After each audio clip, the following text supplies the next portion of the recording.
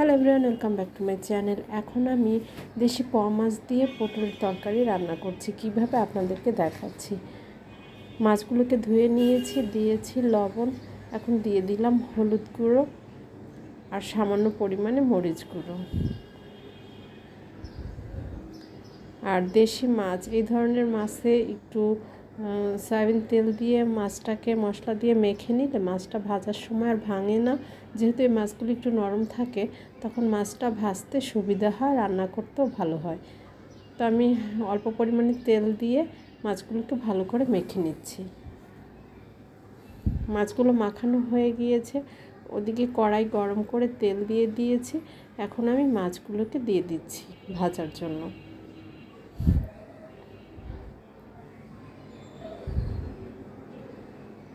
সব কয়টি মাছ সুন্দর করে দিয়ে দিলাম। মাছ ভাজার সময় কড়াইটি একটু গরম করে নিলে মাছগুলো ভাজতে সুবিধে হয়। তো এখন আমি মাছগুলোকে উল্টে দিচ্ছি। উল্টে দিয়ে একটু চাপ দিয়ে ধরে রাখি। ধরে রাখলে হবে কি, এই মাছটা ভাজার সময় দেখা যায় ফাঁকা হয়ে যায় উল্টা করলে। এই মাছ, কই মাছ বাঁকা হয়ে যায়। তো এগুলো যদি একটু আপনি ধরে রাখেন উল্টো করে, তখন আর মাছগুলো ফাঁকা হয়ে যায় না বা বাঁকা হয় না, সুন্দরভাবে সোজা থাকে, ভাজতেও সুবিধা হয়। তাই মাছগুলো ভেজে তুলে নিয়েছি। তেল দেওয়ার কারণে মাছগুলো সুন্দর উঠে গেল, ভাজাও সুন্দর হলো। তো এখন আমি পটলগুলোকে ধুয়ে ছুলে নিয়েছি, দিয়েছি অল্প পরিমাণে লবণ, একটু হলুদ গুঁড়ো, একটু মরিচ গুঁড়ো, এগুলো দিয়ে ভালো করে পটলগুলোকে মেখে নিলাম। তো এখন আমি হালকা করে ওই কড়াইতেই পটলগুলোকে ভেজে নিচ্ছি। অল্প তেল দিয়ে পটলগুলোকে এপিস্টে ওপিস্টে উল্টে পাল্টে ভেজে নিয়েছি। ভাজা হয়ে গিয়েছে।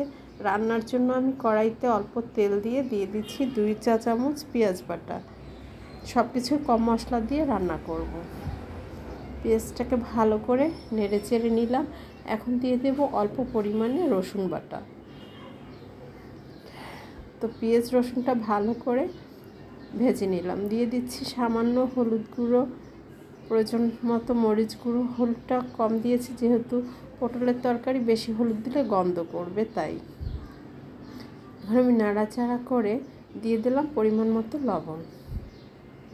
সব কিছু ভালো করে একসাথে নেড়ে চেড়ে নিচ্ছি। এখন দিয়ে দিব অল্প একটু পরিমাণে পানি।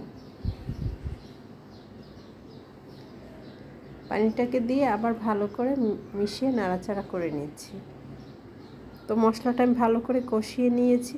এখন ভাজা পটলগুলো যেগুলো ভেজে রেখেছিলাম সেগুলো আমি দিয়ে দিচ্ছি। এর সঙ্গে আপনারা আলু বা অন্যান্য সবজিও দিতে পারেন। তো আমি শুধু পটল দিয়ে রান্না করছি। দিয়ে ভালো করে পটলগুলোকে মিশিয়ে নেড়ে চেড়ে অল্প পরিমাণে গরম পানি দিয়ে দিয়েছি।